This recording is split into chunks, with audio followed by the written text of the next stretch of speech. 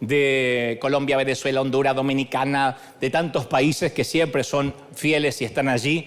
Y se los queremos agradecer, toda la iglesia de River, transmitiendo desde aquí, desde la calle Broadway, desde el avivamiento de la calle Broadway, firme como talón de oso, con el escuadrón de búsqueda en combate contra las filas invasoras. Y gracias por estar ahí. Y quiero decirte que seguimos, aunque a veces esto no sale al aire, al mundo, seguimos con misiones, seguimos sosteniendo orfanatos en Uganda. Tenemos varios orfanatos en Uganda que dependen exclusivamente de nosotros, que no comían a veces, comían 2 veces a la semana y ahora comen mínimo 3 veces al día.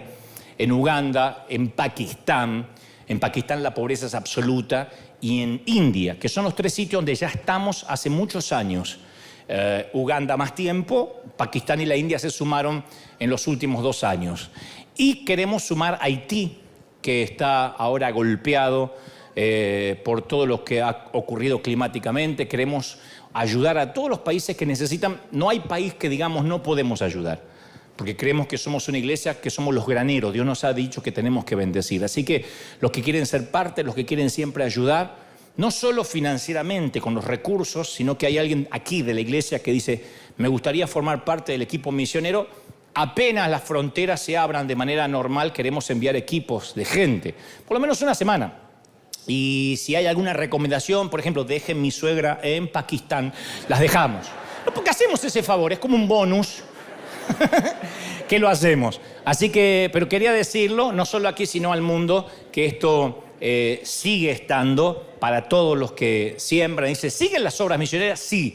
Y también lo que tiene que ver con lo que hacemos aquí, que independientemente de Graneros y el proyecto Honra, esto es River Lighthouse, que es lo que hacemos aquí, que si la manera de aplicar, porque nos dicen de todo el mundo, podrán venir a mueblar acá, Colombia, Venezuela, Argentina, es imposible enviar los muebles en un barco, ni modo, o a través de un avión, pero sí enviamos recursos para que cada fundación de cada país lo pueda hacer. Y en este caso, Lighthouse, que se trata de amueblar casas aquí en la zona, en lo que es todo el condado de Orange o Los Ángeles, llegamos a la casa de alguien que nos tocó mucho el corazón, mucho, y van a ver ustedes esta historia maravillosa, especialmente porque aquí se combinó un poco la suerte de Proyecto Honra, que es hacer una casa, no sé si desde cero, pero refaccionarla, con Lighthouse, que es llevar los muebles todos a estrenar, los alimentos. Y digo que es difícil que esto ocurra en Estados Unidos porque mucha gente del mundo dice, ¿por qué ayudan allá en Estados Unidos que ahí no se ve la pobreza? Cuando nosotros vamos a amueblar casas. Entonces, la gente que no vive acá necesariamente no sabe que aquí la pobreza no viene en láminas, no viene bajo lonas, ni siquiera el gobierno nos dejaría que se instale un barrio en un terreno fiscal, o asentamientos, como ocurre en nuestros países. Aquí el gobierno suele dar una casa, suele dar un departamento, pero la pobreza se siente igual. La gente duerme en el piso, en un lindo departamento, duerme en el piso por meses, años. Otros no comen, aunque están en un techo. Claro, tienen más que muchos, pero nunca dejamos de ayudar al resto del mundo. No obstante, no podemos ignorar a los que sufren. Y en este caso, quiero mostrarte esto porque fuiste parte, y también la gente del mundo, antes de transmitir lo que creo Dios me dijo que te diga, quiero que veas lo que estamos haciendo, lo que hicimos hacer relativamente poco, con una dama que se emociona muchísimo, no tenía nada, pero ahí llegamos nosotros para bendecirla. Miren. ¿Cuál es su nombre? Urbana Rosales. Urbana Rosales. ¿De dónde es originaria? Yo soy de Puebla. Ella, su hijo y su nieto rentan 2 cuartos en la parte de atrás de una casa. En Puebla estudié nomás hasta el primer año nada más. Yo no sé leer.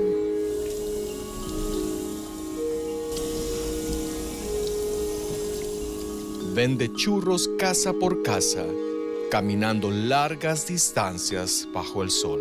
Aquí cocinamos todos. Sí, se la prestan. Sí, aquí cocino con ellos, nomás que ahorita nomás sirve esta no sirve. Un día bueno que vende, ¿cuánto más o menos hace? Por lo mucho que él venda yo son $50, que es mi día más bueno. Es mi día más bueno. Listo, mira, lo primero que hay que hacer.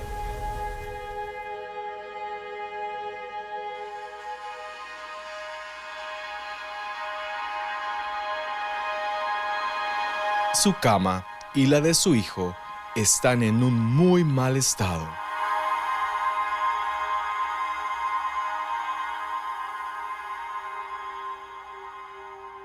Yo sola tengo que sacar para pagar el cuarto y a veces lo vengo pagando hasta el 10, hasta el 15. Vengo pagando la renta porque no la alcanzo a juntar. ¿Qué es lo que tiene adentro? Ropa, abajo. No hay donde dormir y le metimos trapos. Le metieron trapos abajo. Sí. Y adentro el colchón también. Sí.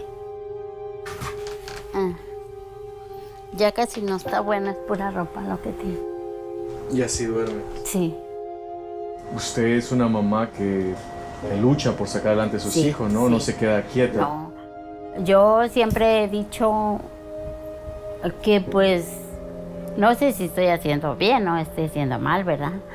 Pero yo digo, mientras viva, mi hijo no se va a ir a la calle. Y está nuestra hermana aquí, así que, no sé, me dijeron que estaba por ahí. ¿Dónde está? ¿Dónde está? Levantámela. Ahí está. Dios te bendiga, mi querida. ¡Te amamos! Te amamos, de verdad. Y esto vale más que 1000 palabras, que contar un testimonio, porque ojos que no ve, dice por ahí una canción, corazón que no siente, ¿no?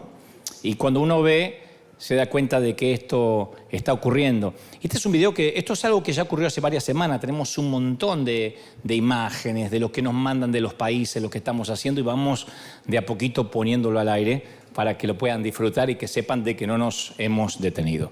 Muy bien, ¿estamos listos, sí o no? Bienvenidos a todos otra vez, y a los que nos están mirando de otras partes del mundo también bienvenidos. Voy a transmitirte lo que creo Dios me dijo que te diga. ¿Estamos listos? Diga conmigo, estoy listo. Muy bien. Hace 3 años atrás, un pastor joven predicaba con jeans ajustados, moderno, con un micrófono inalámbrico en la oreja, de esos pastores que yo me alegro mucho cuando los veo porque llegan a mucha gente de una manera diferente. El pastor Andrew Stocklin, con un apellido similar al de mi madre, le confesó a su congregación en Inland Hills Church, en Chino, California, aquí muy cerca, que había estado lleno de ansiedad, de depresión, de pensamientos suicidas. Y Stocklin se había tomado, en lo que en principio iban a ser 4 semanas, terminaron siendo 4 meses de no estar en el púlpito porque estaba luchando con eso, con la depresión, con la ansiedad. Un pastor musculoso, joven de 30 años, algunos tatuajes en el brazo, acababa de regresar al púlpito, insisto, después de una ausencia de 4 meses, luego de una depresión severa, y predicó una serie de sermones. Ese fue el primero de las series sobre la depresión, a la que tituló Un gran lío, que está disponible en YouTube. Y Stocklin le dijo a su congregación que si alguno de ellos estaba luchando con la depresión o con la ansiedad, no se sintieran solos, que puede pasar, a cualquiera le puede suceder. Esto no respeta la estatura espiritual de nadie. 12 días después, 30 años, 12 días después se quitó la vida. Era padre de 3 niños pequeños y su esposa Kayla explicó que nunca había imaginado el tamaño, ni ella ni sus chiquititos, el tamaño de la lucha emocional que su marido atravesaba. Ella dijo, no entendía cuán reales e implacables eran los ataques espirituales a los que estaba sometido mi esposo, dijo. Y luego escribió en su blog esta muchacha anoche: el amor de mi vida, el padre de mis hijos, el pastor de nuestra increíble iglesia, dio su último suspiro y marchó para estar con Jesús. Él está ahora en el cielo, libre de dolor, libre de depresión y libre de ansiedad. Es una historia que dio la vuelta al mundo. Ocurrió hace 3 años apenas, muy cerquita de aquí. Y fue uno de los tantos que hemos oído. El pastorado, el liderazgo es muy difícil y es muy solitario también. Y es difícil tener amigos genuinos, amigos de verdad, con los que puedas ser brutalmente honesto, sin temor a ser criticado, sin temor a ser juzgado. Y las estadísticas indican que los pastores tienen o tenemos que enfrentar problemas de depresión, de agotamiento físico, agotamiento mental, y siempre tenemos que sonreír, siempre queremos estar bien, puesto que se lo merece Dios y se lo merecen ustedes. Uno no puede venir acá y decir, bueno, yo hoy tuve una mala semana, o tengo un mal mes, o me fue mal en la vida, así que hoy los quiero cargar un poco. La gente viene a recibir, y esa es la tarea, como una suerte de piloto de avión, de llevar la aeronave a destino. No la podemos estrellar por mucho que hayamos tenido un mal día, una mala semana, un mal mes o un mal año.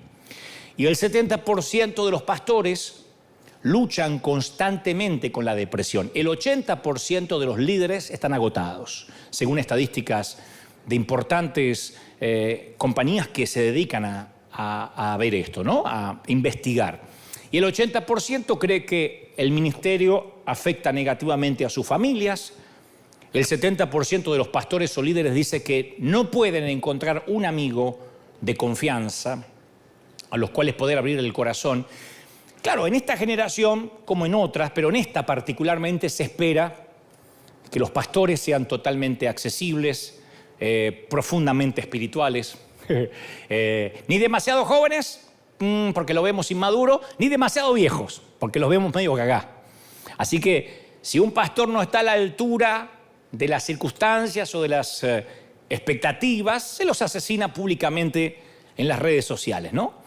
Y probablemente, capaz que nunca nos vamos a dar cuenta cuánto o qué vive un pastor en privado y cuál es la presión bajo la cual tiene que estar. Pero no significa que si no eres pastor no necesitas un plan de batalla contra la depresión, contra el desaliento, porque cada cristiano tiene un llamado, independientemente si es pastor, canta en el coro o no hace nada, simplemente se congrega. Todos los cristianos tienen un llamado.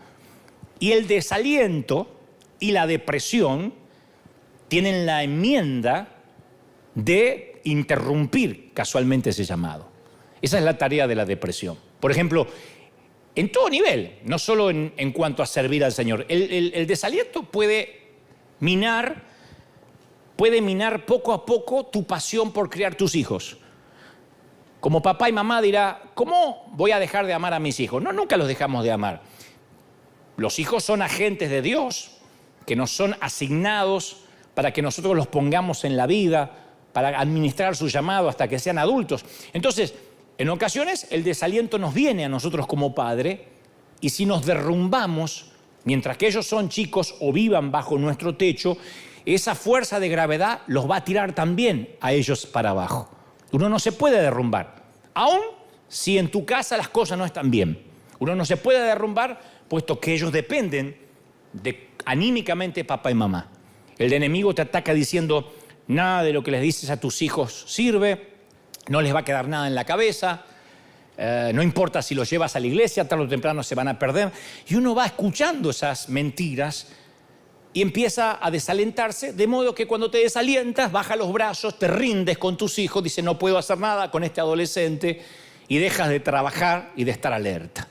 El desaliento, el desánimo puede también venir a tu matrimonio. Cierto sabio solía decir, hay algo peor que ser soltero o soltera y estar solo. Y es estar casado o casada y seguir solo.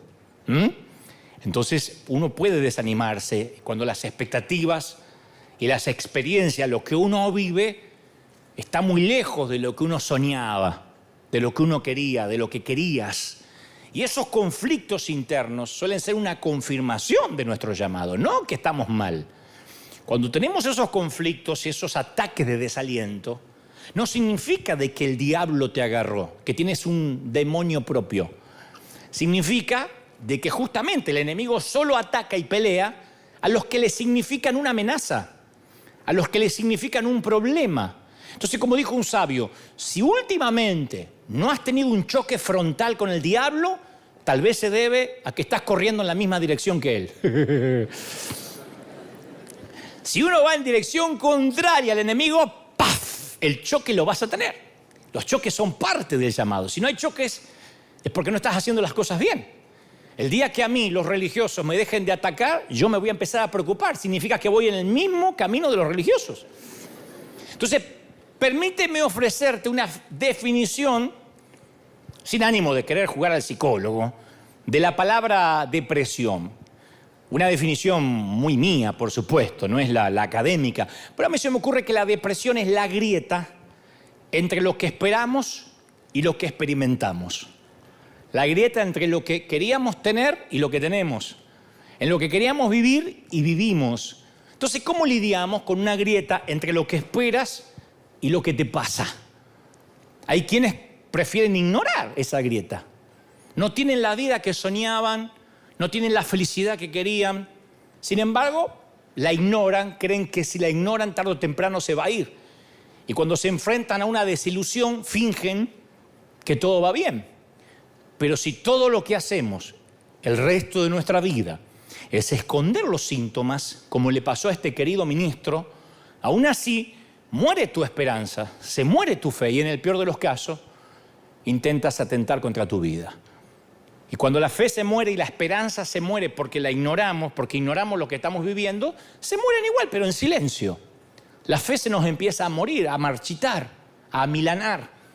Por eso esta es una palabra hoy puntualmente para esa gente que en un momento de la vida se sintió aplastada por circunstancias que nunca vio venir. Esas circunstancias que te dejan en la lona, que no las esperabas, no planificaste eso. Hablo de esas crisis serias, No en que los tomates te salieron más caros en Bonds que en Ralph, sino las crisis serias. Cuando la gente viene y te dice, ¿dónde está tu Dios ahora? ¿No creías en Dios? ¿No ibas a la iglesia? Esos momentos cuando sentimos que todo lo que construimos se nos desmorona como si fuera un castillo de naipes. A esa gente dirijo mi mensaje hoy. Y no estamos solos en estas contemplaciones cáusticas. Porque cuando el piso debajo nuestro se nos abre, nos traga y caemos en picada, sumergidos en una avalancha de preguntas, de emociones, uno empieza a dudar acerca de la fe. Porque todo aquello en lo que creíamos, de pronto es cuestionado, diseccionado, sacudido hasta la médula. De pronto todo lo que hicimos parece que no resultó. Lo digo para aquel que fue un sembrador, que siempre dio en términos financieros, por ejemplo. Y ahora está por perder la casa. O no tiene empleo. Y dice, ¿qué falló en el camino? Ahí es donde nos preguntamos si alguna vez vamos a poder volvernos a poner en pie, y si lo hacemos, ¿cómo vamos a tener fuerzas para seguir adelante? Ahí es donde se prueba nuestra fe, donde la fe es refinada, donde viene el zarandeo. Decirlo es una cosa, vivirlo es otra. Y yo sé que muchos de nosotros, no te estaría hablando de esto si no lo hubiese vivido en alguna ocasión, muchos de nosotros pasamos noches enteras llorando en silencio o mirando la oscuridad a través de la ventana de nuestra casa, noche tras noche contemplando una noche oscura que era el reflejo de nuestra propia alma, pero lo que teníamos oscuro era el corazón. O tal vez ahora mismo estés enfrentando una crisis de fe, en este mismo instante. Ni siquiera es necesario, insisto, que sea un evento de una magnitud innegable como un divorcio o la muerte de un ser querido. A veces es el impacto acumulativo, a veces deprime más el efecto residual. ¿Se acuerdan la frase de nuestras madres? Tanto va el cántaro al agua hasta que se rompe. El efecto residual es tan nocivo como el infarto masivo.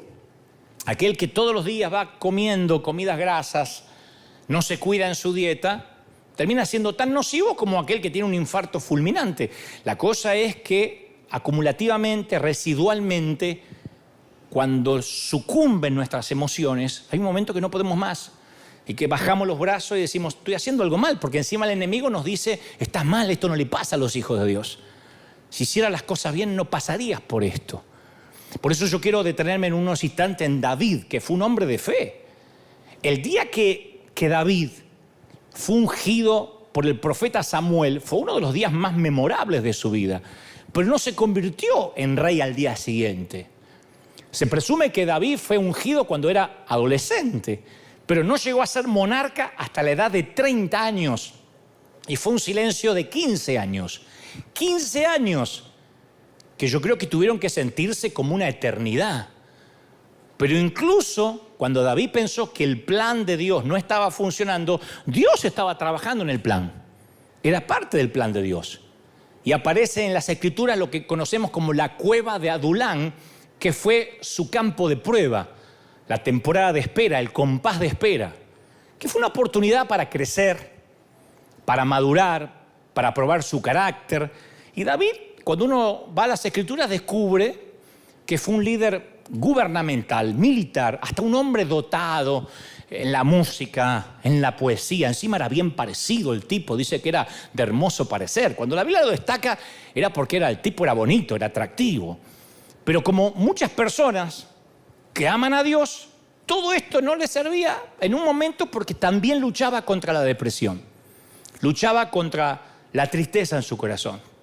Y David hizo frente a una plétora de emociones turbulentas durante esos 15 años como fugitivo.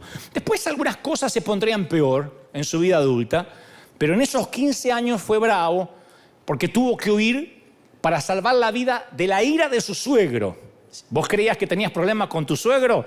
Este tenía problemas peores, de Saúl.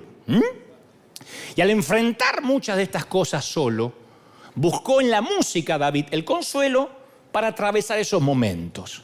Entonces los estudiosos de las Escrituras dicen que los salmos que David compuso, por lo menos, mientras que estaba en el cautiverio, fueron 8 salmos diferentes durante toda su vida como fugitivo. Hay 8 salmos que se creen que fueron compuestos en la cueva.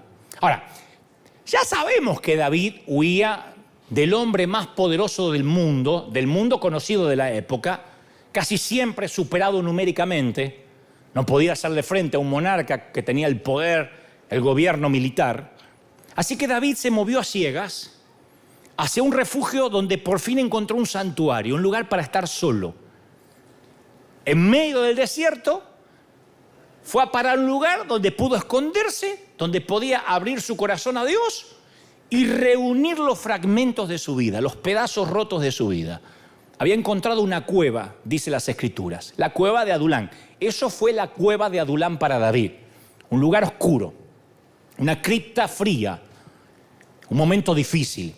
Pero ahí se templó su confianza, ahí se forjó la fe. Ahí es donde David descubrió lo que significaba darle a Dios lo que nosotros a veces de manera superficial decimos sacrificio de alabanza.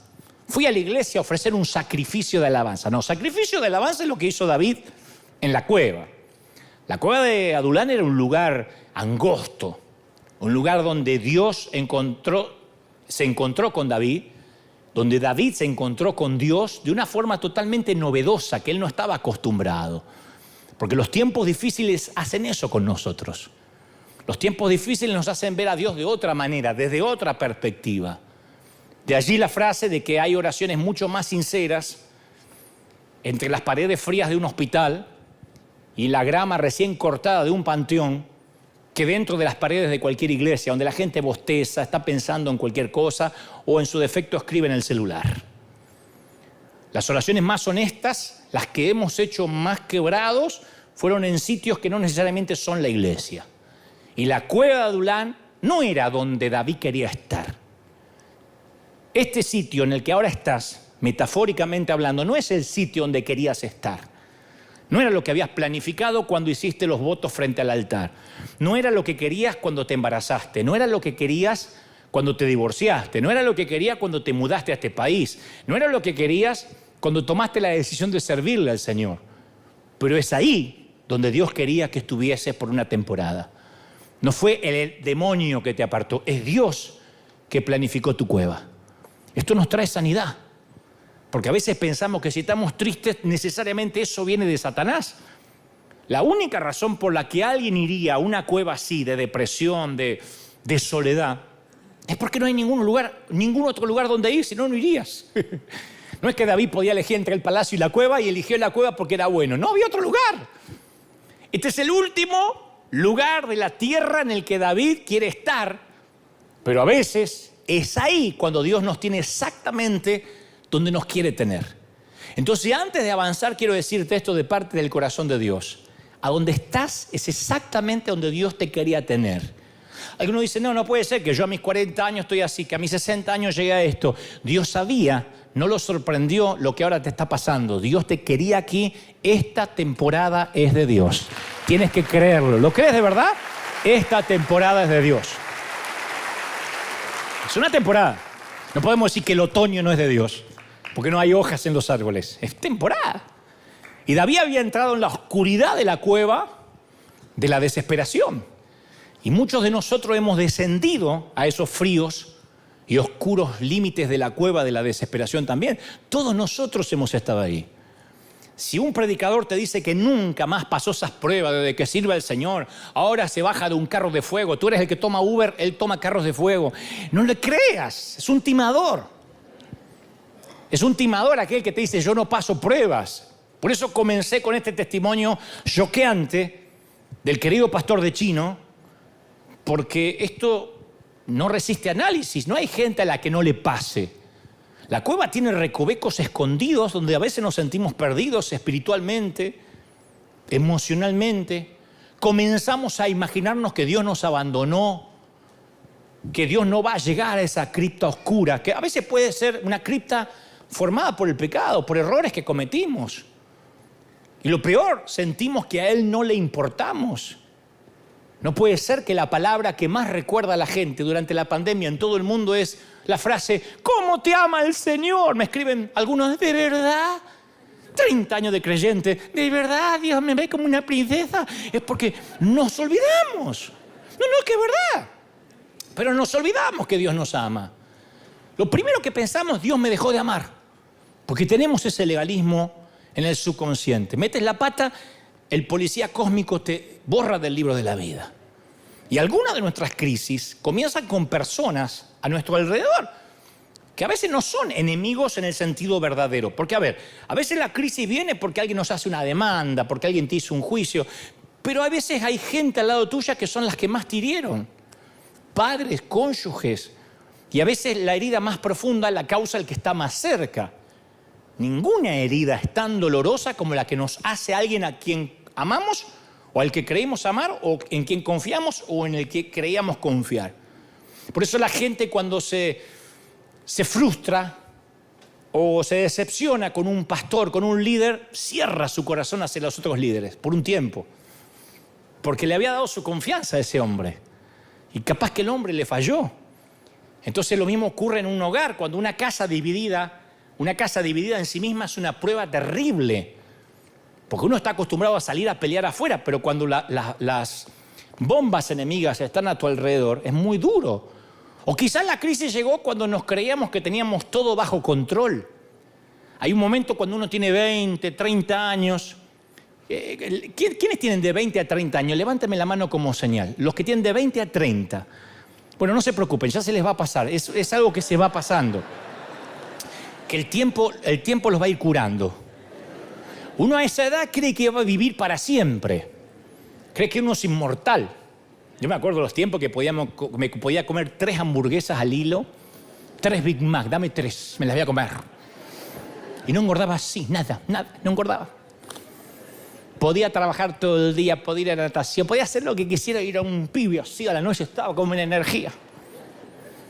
Las navidades me encantaba decir, la voy a esperar hasta las 2 de la mañana, hasta las 3 de la mañana no me voy a acostar. Ahora espero que se reciba solo el año, digo, que se reciba solo. Me voy a levantar y el año va a estar ahí. No tengo que esperarlo, ¿no? Y hay una edad que vamos cambiando. Entonces, vivimos con la ilusión de la invulnerabilidad. Que somos invulnerables. Y un día, lo primero que hace una crisis es romper esa burbuja, ¿no? Y todo lo que creemos, y todo lo que tenemos, o creíamos y teníamos, parece que se estremece todo de golpe. Entonces nuestra vida se sumerge en un caos, precisamente cuando todo parecía que iba a ir bien y que estaba todo bajo control. David era rey, y todo lo que hacía, aunque todavía no había llegado al trono, desde que fue ungido, todo lo que hacía ya era observado por la gente, y eso que no había redes. Pero si eres un líder cristiano, sabes cuán cierto es esto. Todo el mundo conocía los horribles detalles de los problemas familiares de David, que su padre lo ignoró desde el inicio, que sus hermanos no lo aguantaban cuando él se apareció en el campamento, y después los problemas que tuvo con sus mujeres, con sus hijos, ni se imaginan. Pero ya empezó mal, porque su suegro lo odiaba. La hija de su suegro, o sea, Mical, le dio la espalda. Entonces no solo era el rey, sino que parecía tener pies de barro. Y todo el mundo lo estaba observando. Entonces, por lo menos podemos descubrir que no somos los únicos que hemos experimentado desánimo. Que si uno va a las Escrituras, encuentra un montón de gente que pasó por esa estación oscura. Y David está ahí buscando un poco de paz. Va a la cueva de Adulam para buscar paz. Porque a veces necesitamos aclarar que este no es un lugar para reformarse, para reformularse, rearmarse. No, es un lugar donde uno busca paz. Y esta es una de las dos cuevas en la vida de David. Porque hay otra que está, la cueva de Engadi, es otra, donde David cortó el borde del manto de Saúl. Esa es otra historia. Esta es la cueva de Adulam. Y Primera de Samuel, capítulo 22, relata todo lo que ocurrió con David ahí. Dice que yéndose David de ahí, huyó a la cueva de Adulam. Y cuando sus hermanos y toda la casa de su padre lo supieron, vinieron allí a él. Y se juntaron con él todos los afligidos. Yo pienso que ese fue el primer River que hubo. Todos los afligidos. Todos los endeudados, todo el que estaba en amargura de espíritu, y fue hecho jefe de ellos y tuvo consigo como 400 hombres. Entonces la mayoría de los eruditos cree que el rey Saúl, para esa época, había agravado al pueblo de Israel con un impuesto muy pesado. Y al parecer la gente acudía a la cueva de Adulam para estar con David en su cólera, en su rebelión, por una tributación que era injusta, ¿no? Eran pobres, tenían muy poco y muchos de ellos habían insistido ante Dios que necesitaban un rey. Queremos un rey como el resto de las naciones. Y Dios le dio un rey. Ahí está Saúl. Así que cuidado con lo que oras. Cuidado con lo que oras, que nadie te puso una pistola en la cabeza. Cuidado con los que algunos oran, porque algunos oran por años por algo que Dios no quiere que oren. Y cuando Dios te da, Saúl dice, ay Señor, pero quería, no quería Saúl. Y bueno, es lo que pedía, es lo que hay. Entonces, Saúl era ese rey. Y muchos otros de los 400 eran, sin duda, o de los que estaban en 400, eran sin duda gente que fue a prestarle apoyo a David. Algunos huían de los impuestos de Saúl y otros fueron a darle apoyo. Entonces, al vencedor de Goliat, todavía había un montón de ciudadanos que lo admiraban, contaban las historias de este adolescente. Y mientras más se filtraba la noticia sobre la huida de su héroe, que se había ido del Barça al PSG, no, eso es otra cosa, se iban cambiando de club, ¿no es cierto? Se iban cambiando, ahora todos querían jugar en París, entonces esto era así. Deciden unirse a su refugio. Y por cierto, en el siguiente capítulo del primer libro de Samuel descubrimos que el número creció de 400 a 600. Nunca dejó de llegar gente a la cueva. Esto también, cuando yo digo cueva, no se imaginen una cuevita de un oso. No hace falta decir que era un huequito al costado de la colina. No, era una caverna enorme. ¿Cómo metes 600 gentes en una cuevita? Era una caverna enorme, yo presumo con una abertura de 12 metros. Así que tenemos a David, escuchá esto, huyendo de sus problemas, huyendo del suegro, de Saúl, tratando de preservar la vida. Por fin encuentra un lugar de respiro y dice, acá no me encuentra nadie. David escribió mucho sobre eso. ¿Quién me diera alas para volar me mandaría a mudar? Yo no digo que digas amén, pero ¿quién en algún momento de la vida dijo, me quiero ir a un lugar donde no me encuentre nadie? Ni mis hijos, mirá cómo aplauden, ni mi marido. Me voy, pero me cambio hasta la cara, la identidad y mi mamá me amenazaba siempre, un día me voy a ir y no me va a encontrar nadie, mirá, ni tu padre, ni tus hermanos, yo que tenía la culpa. Así que yo era un huérfano potencial, un huérfano en fe. Y de repente el tipo dice, acá no me encuentra nadie. Y de repente empiezan a venir grandes multitudes que entran a la cueva, que venían de todas las direcciones. ¿Y qué tipo de personas eran? No eran las más brillantes, no eran los mejorcitos. Eran deudores, buscapleitos, descontentos con el gobierno que se unían a la pandilla. Pero eso era peor que las carabelas de Colón. Todos los delincuentes estaban ahí. ¿Y cómo crees que se siente David en compañía de esos? Acuérdate que David estaba enfermo emocionalmente, y estaba debilitado, desalentado. Yo creo que buscó una cueva no solo por seguridad, sino porque también estaba buscando soledad, quietud.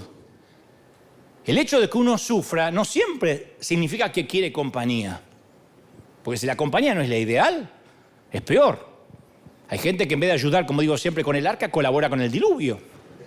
Entonces, cuando uno está triste, con lo que menos queremos estar es con gente que está tan desesperada como nosotros. No puedo pagar la renta, vos te quejás, yo estoy bajo un puente. Se suicidan los dos. Por eso no puedo imaginar lo que aquella masiva reunión debe haberle parecido a David. Lucha precisamente por lidiar con sus propias emociones turbulentas. Pobrecito apenas puede con él. Y todos los parias de Israel se congregan en la cueva de Adulán. David, que entró en una cueva, insisto, para estar solo, se encuentra rodeado de los peores ciudadanos de Israel. Y David, conforme lo que uno lee, era muy introspectivo. Si bien ese motivo muy transparente en sus emociones era muy de mirarse para adentro. ¿Cómo sé esto? Bueno, porque sus sentimientos fluyen en los salmos. Su música, su alabanza, sus lágrimas. Yo digo que David fue el único autor que escribió poesía descarnada, superando a Coelho, a Gabriel García Márquez, a cualquier otro escritor que haya surgido desde cualquier época hasta la fecha. Y a veces pensamos que los cristianos no pueden expresar sus emociones. Es como que nos dicen, no, eso está mal. Y creemos que adoptando este concepto de ser perfectos, eso nos va a hacer más santos, pero es fingimiento, como decimos siempre. O sea, el comportamiento cristiano, de acuerdo con este sombrío estereotipo, es una conducta calmada, caracterizada por clichés, por frases repetidas. Aunque los leones te estén rodeando en la arena romana, ¿cómo estás, hermano? En victoria, en fe. ¿Y tienes para comer? Hace 3 días que no como, pero gloria al Señor, Él quiere que ayune. No se puede estar así. Hay un momento que... Claro, porque no se predicó mucho en la iglesia en años la teología de la adversidad. Siempre el evangelio fue del empoderamiento y eso permeó tanto la vida de nuestra iglesia que a veces escuchamos demasiado la palabra positivo. Sé positivo, hermano, no seas negativo, confiesa las cosas buenas. Siempre se nos procura que tengamos un pensamiento positivo.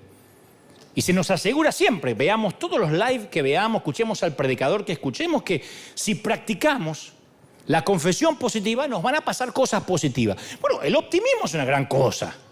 Lo malo es que la vida no siempre es positiva. La vida no tiene un solo polo. Ojalá la vida tuviera un solo polo. Mira qué fácil que sería la vida. A veces las cosas salen mal. Y si nuestra mente está conformada inexorablemente para un pensamiento positivo, va a llegar el momento en que estemos viviendo en un mundo imaginario, de fantasía, de sentido común. ¿Cómo está? Amén, amén, amén, gloria al Señor, amén. Gloria al Señor, ¿te duele? No, no me duele. No me duele. No podemos estar así. Somos gente torpe. Entonces, yo sí me considero un tipo positivo, muy positivo. Pero hay algo que también creo. Si no tenemos un punto de vista realista de la adversidad, el resultado no va a ser muy positivo cuando llegue el momento de enfrentar esa realidad. Uno tiene que tener una mirada realista. Y David, un hombre conforme al corazón de Dios, descargó sus emociones. Si uno ve su poesía, su prosa, a mí me gusta escribir, por eso, y leer. Por eso me fascina leer su prosa, su poesía, porque pone colores violentos. Y a veces va escribiendo en un crescendo casi operático, parece una ópera. Muy shakespeariano para escribir, porque empieza suave y de pronto estalla y vuelve otra vez, y lágrimas y bronca, todo junto, coraje. Yo me estremezco cuando leo las obras de David con ojos nuevos. Y David escribe el Salmo 142, que después lo pueden buscar en casa. Dice que su espíritu está angustiado. Angustia. Decime si esa palabra no define cómo nos sentimos muchas veces. ¿Cómo te sentís? Angustia.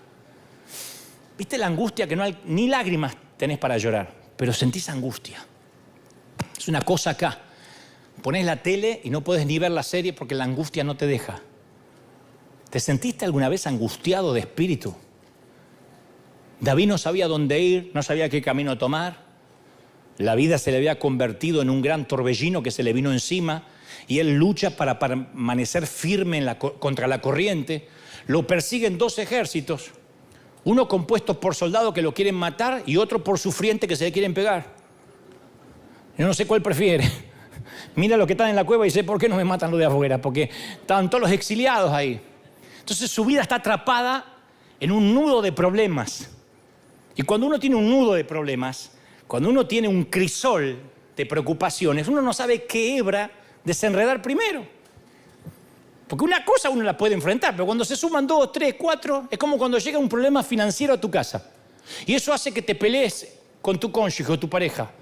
Y eso hace que los chicos no puedan ir al colegio. Y eso hace que te corten la luz. Y que te llamen los acreedores. Y que te enfermes porque somatiza. Entonces se hace un efecto dominó que dice, ¿por dónde empiezo? La vida es un desastre. No digan amén porque si no de afuera van a pensar que vinieron todos los de la cueva de Adulán hoy acá. Entonces a veces me imagino que David se metía en lo profundo de la cueva. Esto lo imaginaba ayer. Se tapaba la cara con las manos buscando meditar, o se hacía un ovillito como hacen las muchachas, como hacen las chicas por lo general cuando están deprimidas, que se hacen un ovillito así, en el sillón, me hago un ovillito. Y se ponen en posición fetal esperando morir. Hasta que viene el nene, les pide comida y se levantan, resucitan, pero si no, quieren morir. Bueno, entonces cuando está hecho un ovillito al final de la cueva, escucha un eco de voces. Levanta la vista, David no lo puede creer, los ve entrar a todos estos por la abertura de la cueva. Es una encrespada variedad de gente que comienza a llenar la cueva. Gritan en cuanto a los impuestos de Saúl, que cómo puede ser, problemas familiares, miles de inquietudes. Y un desgraciado trajo hasta la suegra a la cueva. Eso no se hace. Eso es traición. David cierra los ojos y no lo puede creer. Y piensa, ¿qué otra cosa mala me puede pasar? Me falta que me orine un dinosaurio, ya no puede pasar más cosas. Estoy en el peor momento de mi vida. Y se siente perdido, desorientado. Pero esa no es la única emoción que siente, se siente abandonado. Para mí esto es uno de los versículos más tristes de la Biblia. El Salmo 124:4, David escribe, miré a mi diestra, a mi derecha, ¿no? Y observé, no hay en esta gente quien me quiera conocer. No tengo refugio, no hay quien cuide mi vida. ¿De verdad? Hay mínimamente 400 tipos que les juran lealtad. Y él dice, nadie de estos 400 me quiere conocer. Yo creo que no hay palabras más desoladoras y desesperadas que esta. Una turba de partidarios que lo buscan y él está más convencido que nunca que a nadie le importa él como persona. Porque a toda esa gente les importa lo que él puede hacer por ellos. Como los que arrojaban mantos y palmas a Jesús en la entrada a Jerusalén. Lo que querían era un libertador. ¿No nos libertás? A la semana pedimos la cruz. Esa gente lo había visto derrotar gigantes, las batallas que libra, pero él como persona no les importa a nadie. Si este tipo les va a derrocar y va a ir en contra de Saúl y va a quitar los impuestos, es un hombre de Dios. Si no puede hacer nada contra Saúl, lo van a liquidar. Y ese es el síndrome de la mayoría de los líderes, de los pastores. La mayoría tenemos que estar conscientes que mucha gente nos ama por lo que somos, los menos, y otros nos aman por lo que le podemos dar. Hay gente que cuando no puede quitarte nada, y esto no tienes que ser pastor para esto, te pasa como mamá, como papá, como jefe de una empresa. Hay gente, acá hay gente que me ha dicho, no vengo más. Si es que tuvo la gentileza de decirme. Yo mismo tuve a mi lado personas que daban la vida por mí. Yo voy a estar a tu lado y Dios me puso. Y un día dijo, me voy a otro lado porque allá me dan más amor. Allá me dejan cantar. Y gente que creías que te amaba. Gente que yo me jugaba, este va a morir al lado mío. Pero te abandona, uno no sabe nada de ellos. A veces uno ni se merece una despedida, ni se merece un, mire, no voy a venir más. Empezó la pandemia, no vino más. Ustedes dirán, bueno, pero capaz que porque es difícil llegar a vos. No, porque el que quiere llegar, llega. Dice, mira, tengo que llevarle este mensaje a Dante. Pero yo no lo digo esto con bronca, con recelo, estoy dolido en mi corazón. Porque, no, yo lo tengo asumido hace muchos años. Yo tengo que hacer la dicotomía entre la persona y el personaje que la gente quiere. La dicotomía entre mi yo real y la gente que espera algo de mí. Esto es parte de los avatares del llamado. David está solo también en cuanto a las personas. Y yo creo que esto nos pasó a todos. ¿Cuántos de ustedes se han sentido solo alguna vez en medio de una multitud de conocidos? En medio de una multitud de 400. Hay gente solas en las iglesias llenas. Parece una contradicción, pero muchas veces mientras mayor sea el número de presentes, más intenso es el sentimiento de soledad.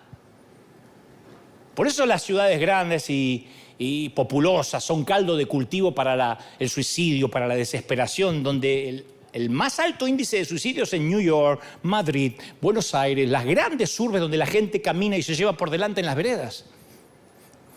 Entonces, una cueva llena de voces que solo exigen algo puede ser muy solitaria. Hay mamás que sienten ese sentimiento, que si se le da algo a los hijos están. Cuando no les da, los hijos no vienen. Y nos pasa en todos los órdenes de la vida. Si yo serví, yo di, ni siquiera me dio las gracias. Y el Salmo nos sugiere que David vio la turba y tuvo la sensación de soledad como un cuchillo clavado en su corazón, viendo la turba. Porque nadie sabía las profundidades de sus emociones. Nadie le importaba lo que sufría. Le decían, vamos campeón, adelante, maestro David, vamos campeón. Pero nadie le preguntó qué estaba pasando. Y yo hablo hoy a la gente que está viviendo en una temporada como esa, donde los problemas tienden a aislarnos. Yo suelo ser del tipo de individuo que se vuelve ensimismado cuando llegan los problemas. No los cuento mucho. Yo suelo ser como una tortuga. Mi cabeza retrocede calladamente dentro de la gruesa coraza protectora. No soy de contar, sí, tengo estos problemas. Y yo quiero siempre repasarlo por mí mismo, sin interferencia externa. Pienso que es una tendencia particularmente de los varones. Muchas mujeres están diciendo, pensé que me había casado con un mudo. No, es una tendencia de los varones. Los varones buscamos la cueva más cercana que nos pueda ofrecer protección de las preguntas. Y creemos que ningún otro experimentó un problema como nosotros y que ni nuestra familia nos puede entender, o por lo menos así nos parece. De manera que nos encerramos en una cueva. Pensamos que la vida es ríe y todos van a reír conmigo, llora y vas a estar solo. Entonces no importa cuánta gente te rodee, si estás en el centro de una multitud de miles, a veces nos va a parecer que estamos irremediablemente solos. ¿Por qué? Porque los problemas estimulan la soledad. Y la soledad alimenta la depresión. David dice, estoy muy afligido. Decime si eso no es estar deprimido. Estoy muy afligido. Y este es un tema muy delicado, un tópico muy delicado, que no se habla mucho en las iglesias. Como que los ministros tenemos miedo de hablar de depresión. Preferimos decir, espíritu de depresión, suéltala, y ya está. Pues nos puede pasar a todos. Nos podemos mudar, nos podemos cambiar de trabajo, podemos cambiar de cónyuge. Pero la nube oscura parece que no cambia nunca. Con el tiempo define nuestro propio cielo. Y la depresión es un camino a través de la oscuridad. No hay señales, no hay vistas panorámicas, no hay un destino claro. Por lo menos así se siente. Y no existe enfermedad más profunda para el alma que la depresión. Un consejero la ha descrito como una agonía que no se detiene. ¿Viste que los dolores de parto, le digo a las mamás, los dolores de parto, cuando estás con contracciones, te vas a sentir morir, pero te deja respirar? De modo que el médico te dice, cuéntelas con qué frecuencia las está teniendo para saber que se aproxima el parto. Bueno, la depresión son dolores de parto sin respiro. Noche tras noche, día tras día, casi un nivel arterial. Es el equivalente espiritualmente al cáncer, porque la metástasis va por dentro. La diferencia es que como va por dentro, frecuentemente no reconocemos que nos está pasando algo. Es un parásito de la mente, un asesino silencioso, una larva que se nos mete en el corazón. Por eso deprimir significa que algo se hace más pequeño de lo que es, se deprimió. Es pensar, vivir, actuar por debajo de la norma regular que lo harías. Y hay que estar alerta cuando aparecen en nuestra vida esos síntomas y hay que ser muy empáticos cuando lo vemos en un ser querido. No juzgarlo. Hermano, ¿dónde está el poder de Dios? Confiese. Vamos, reprendan el nombre del Señor. No seamos tan torpes. Porque es un asesino silencioso y hay que estar en esos zapatos. Hay que ser muy empáticos con el que le pasa. Entonces la depresión es una condición humana que no respeta la estatura espiritual de nadie. Héroes cristianos sufrieron depresión. Así como la lluvia cae sobre justos e injustos, la depresión toca a justos e injustos. Escuchen a Moisés. Si acaso hay una metáfora de la depresión, esta es una, Números 11:14. No puedo soportar a este pueblo, la carga es pesada, dijo Moisés. Sería mejor que me mataras. Hazme el favor y ahórrame esta miseria de vida. Esta mentalidad vuelve a aparecer en Elías, en Primera de Reyes 19:4. Basta ya, Señor, quítame la vida, no soy mejor que mis padres.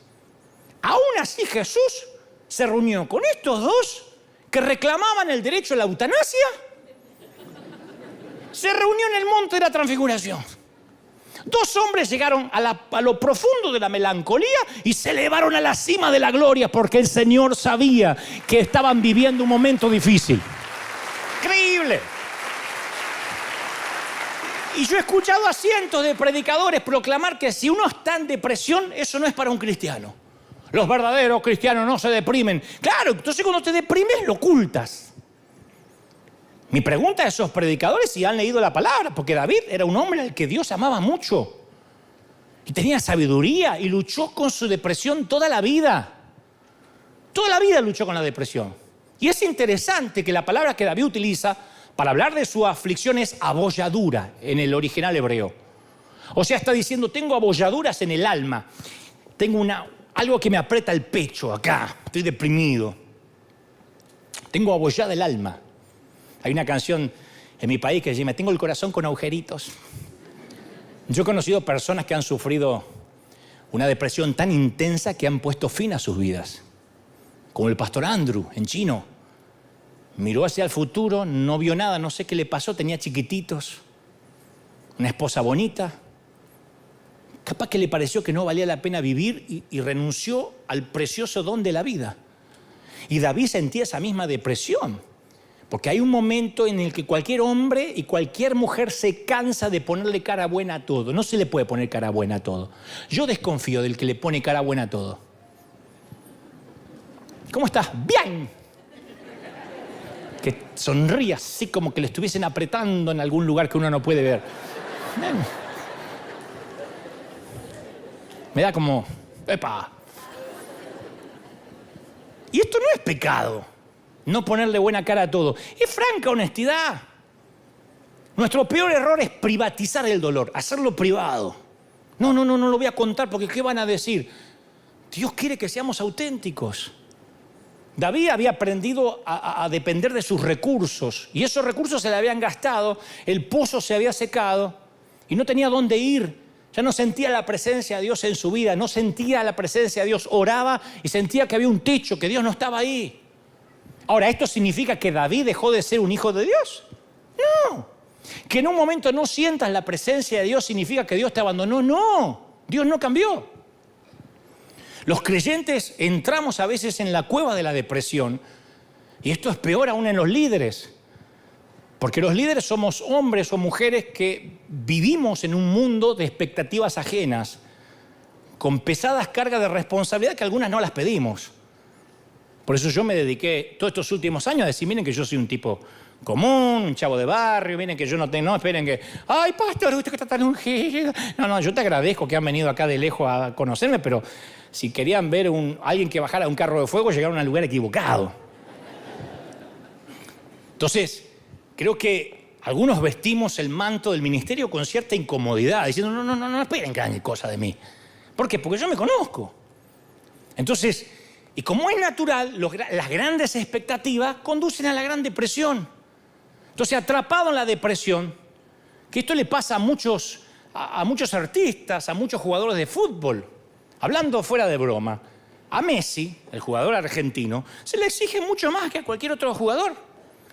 El tipo está jugando la pelota lo mejor que puede y si ustedes escuchan los relatores, los querés matar a todos.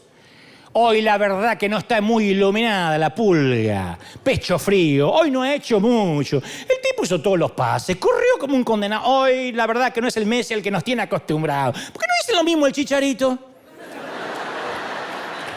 No es el Chicharito al que estamos acostumbrados. ¿Por qué no lo mismo de Icardi, lo mismo de cualquier otro? No. La expectativa de la gente es lo que la gente quiere ver. Y si no ve eso, ¡pah!, crucifícale.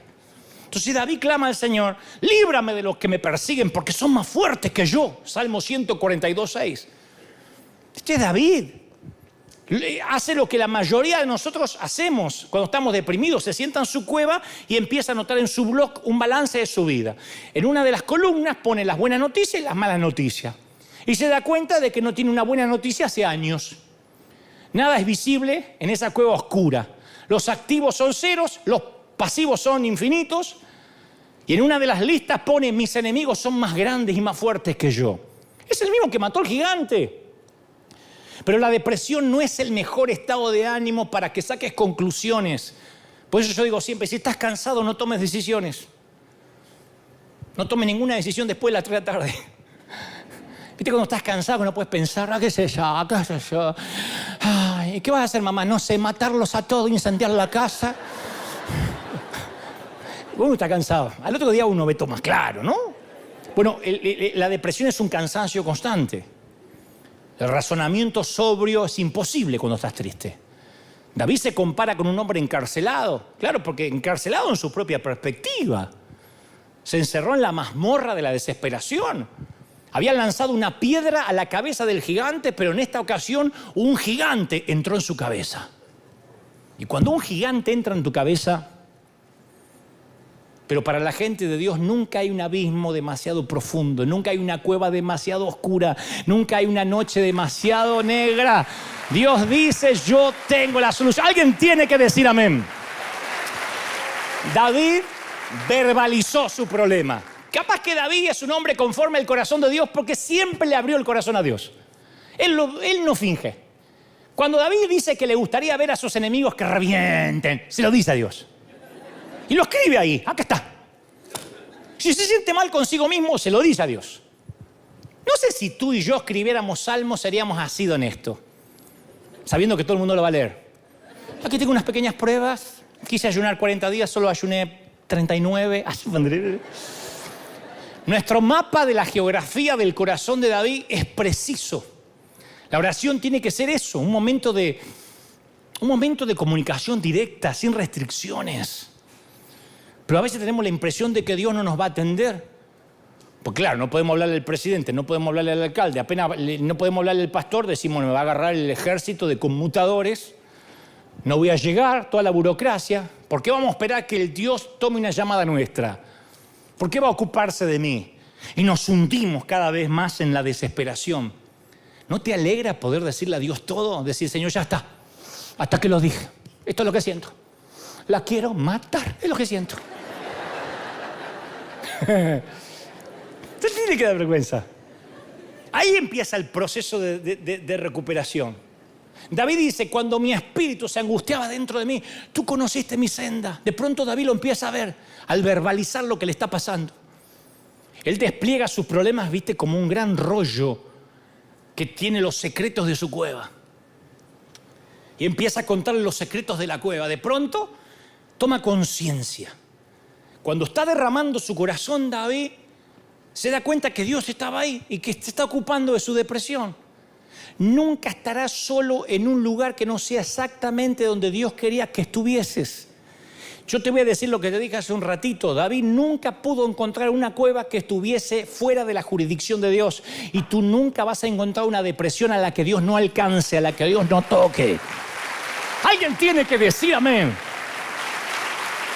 David dice: saca mi alma de la cárcel para que alabe tu nombre.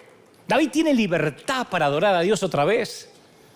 David está viajando de la prisión a la alabanza y registra su canción en el Salmo 142. Algunos dicen que el Salmo 57 lo escribió al mismo tiempo que el Salmo 142. Pero es mucho más que una canción. A mí me encanta porque tiene 2 estrofas y un coro.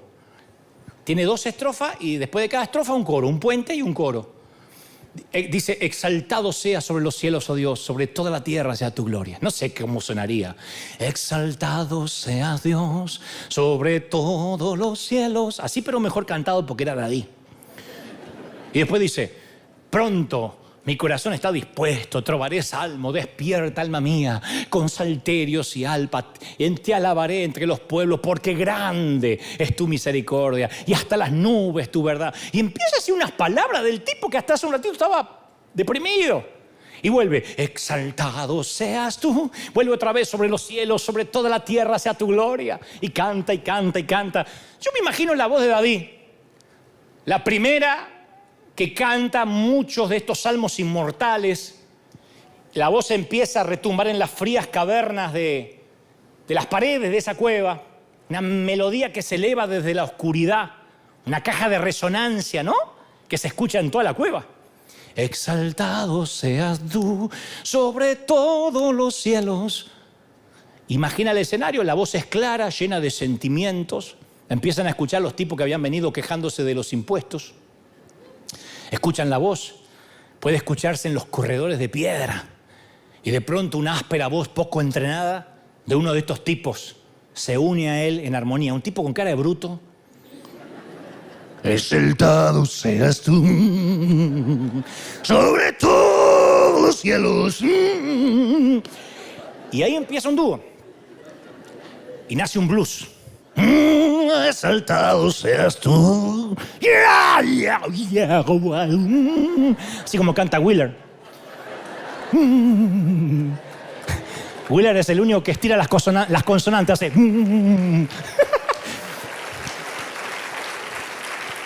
Viste que la mayoría estiramos las vocales. Señor. Wheeler estira las consonantes. Haces Jesús. No lo entiendo ni lo voy a entender en 1.000.000 de años.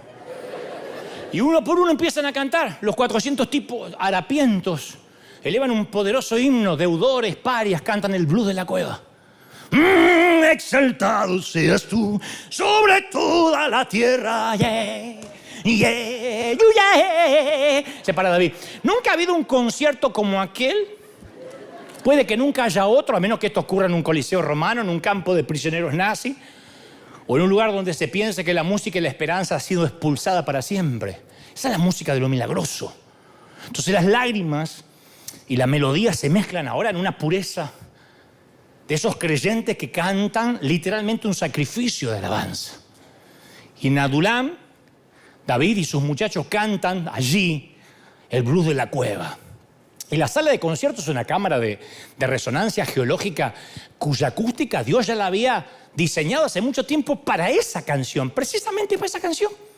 Preparó el estudio de grabación Dios y la gente continuó cantando ahí, alabando a Dios, y sus voces penetraron la piedra maciza para proyectarse hacia los mismos portales del cielo, y creo que los ángeles escucharon, dijeron silencio, y se pusieron a escuchar.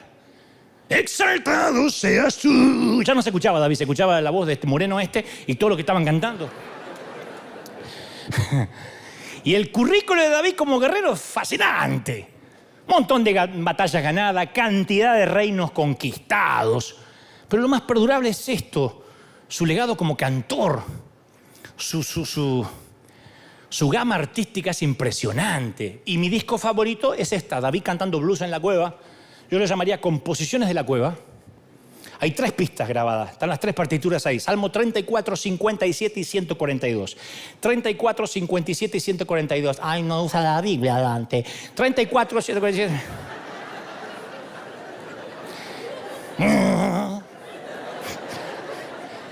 Porque tiene un ambiente único. Probablemente porque David las escribió en la peor temporada de su vida. Eso es lo que lo hace tan crudo, tan real al blues, ¿no? Similares a las epístolas que Pablo escribía. Y el contexto hace que las letras sean más potentes. Y así es como David, para culminar, logró atravesar esa temporada difícil de la vida. Parece una bobería. Vas a decir, ¿y eso es lo que hay que hacer? Y bueno, lo que hizo David le dio sacrificio de alabanza. Porque leemos los salmos desde nuestro punto de vista occidentalizado, ¿no?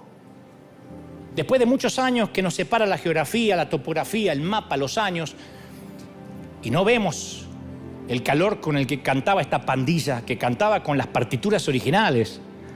Eso es lo que distingue al creyente verdadero.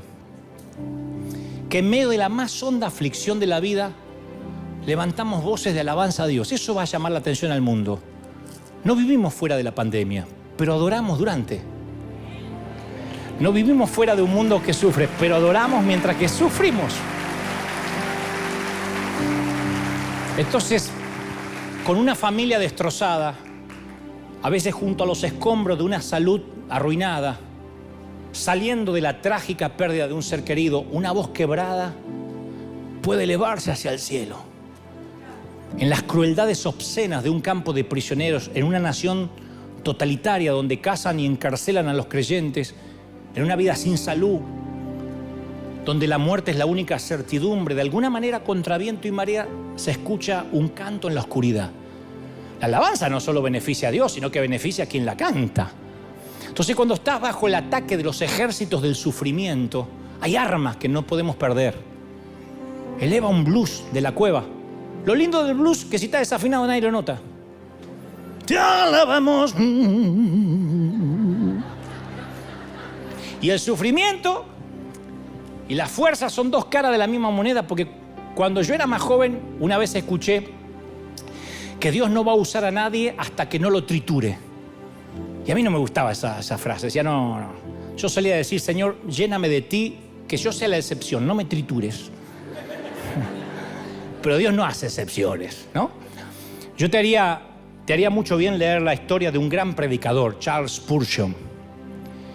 Charles Spurgeon fue un hombre que murió a los 57 años de edad, un pibe. Y Spurgeon sufría de prolongadas temporadas de depresión, de dolencias físicas, paralizantes, que lo tenían a veces confinados semanas enteras en la cama. Y Spurgeon veía esos problemas como parte de lo que Dios hacía en su vida. Su sufrimiento lo capacitaron para consolar, para bendecir a la gente a la cual su ministerio tocó. Y él notó un patrón en su vida, que en sus periodos de depresión, invariablemente siempre esos periodos precedían a temporadas de avivamiento, de bendiciones sobre su ministerio. Él sabía que no sufría sin motivo. Y una vez escribió, esta depresión me asalta, pero Dios me está preparando aquí.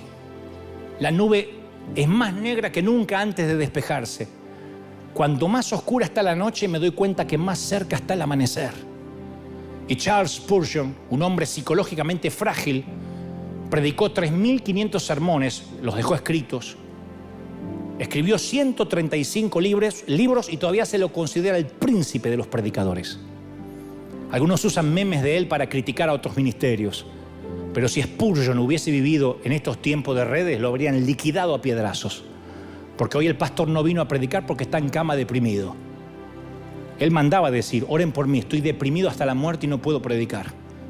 Pero Dios se valió los secretos de su cueva.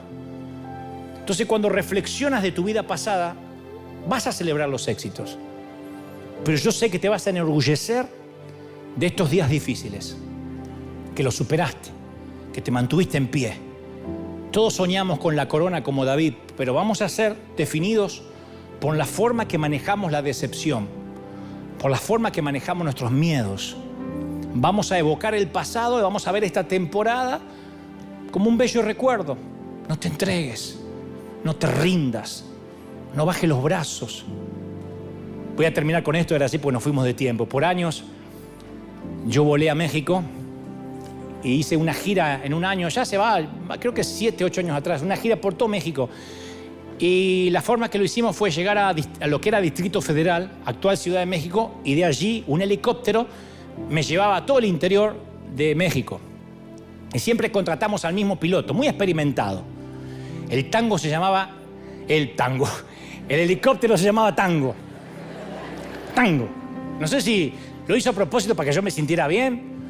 Y una vez estábamos, Dios no me deja mentir, yo estaba delante con el piloto y atrás iba Michael, uno de nuestros pastores, y estaba atrás y empezamos a sentir disparos de abajo. Entonces dijo el piloto, híjole, no manches. Yo lo escuchaba porque tenemos un auricular y escuchás como, aunque hable así, uno lo escucha. Le digo, ¿qué pasó? ¿Qué pasó? Ah, que esto se puso gacho. Me no entendía. ¿Qué pasa? Son narcos, hermano. Pero tranquilo, no nos disparan a nosotros, sino a mi compadre, creo. Ey, carnal, eso a ti que te está disparando, carnal, aquí tengo. Sí, me están disparando, acá, me están disparando. Ah, tranquilo, pensé que eran nosotros. Peor, casi me muero de la ansiedad. Entonces digo, ¿está todo bien? Atrás iba Michael, blanco. Estuvo vomitando 2 días después. Me dice, tranquilo, no, pero estamos bien, tranquilo, bájale 2 rayitas, no hay purrón. En español, ¿estamos bien? Hasta que finalmente me dijo, mire, la neta es que no nos vamos a enfrentar a nada con lo que yo no pueda lidiar. Así que confíe en mí, usted disfruta el vuelo como hace todos los meses. Usted dedíquese a predicar y yo a volar. Respire hondo, güey.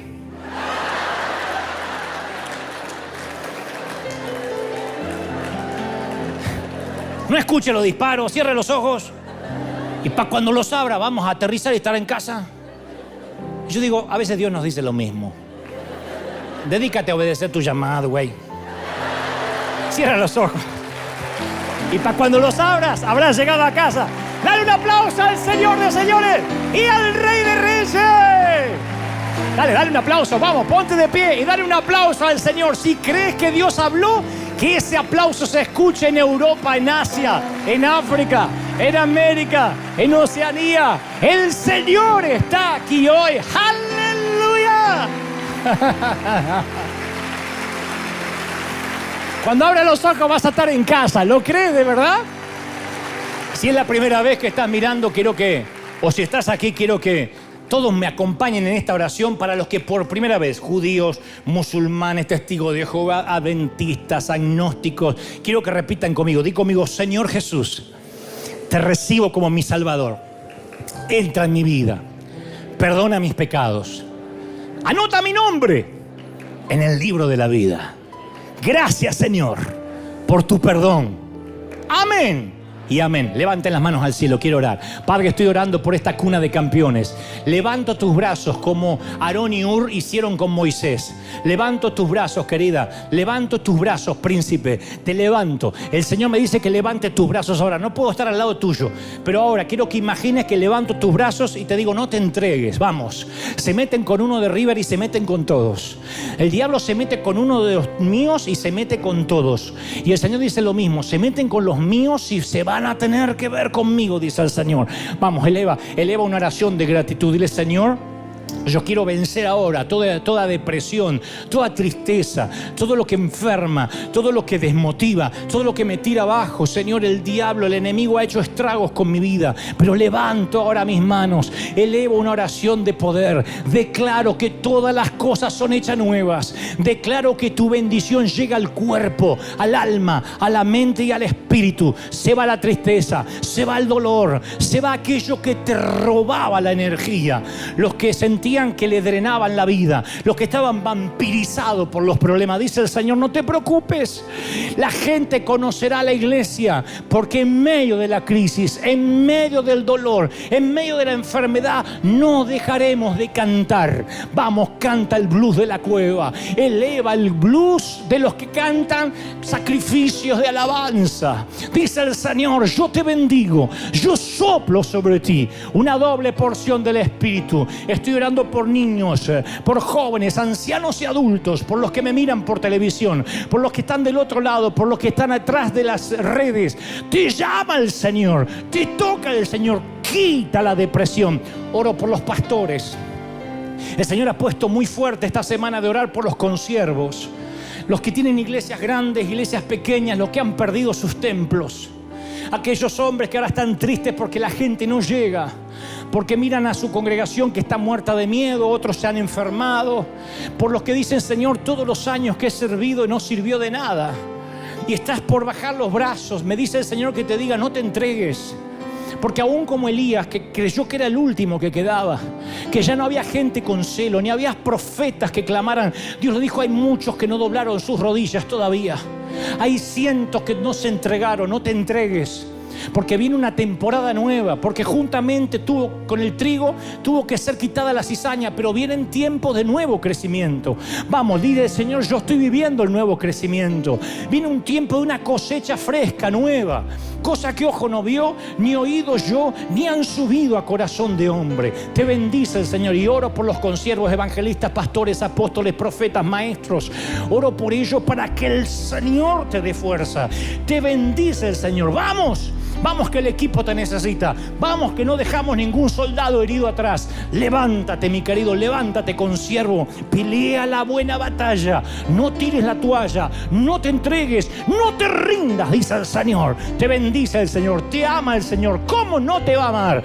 Declaro bendición en el cuerpo, en el alma, en la mente y en el espíritu. Amén y amén. Dale un aplauso al Señor. Que Dios te bendiga firme como talón de oso. Hasta la próxima semana. ¡Chao, bendecido!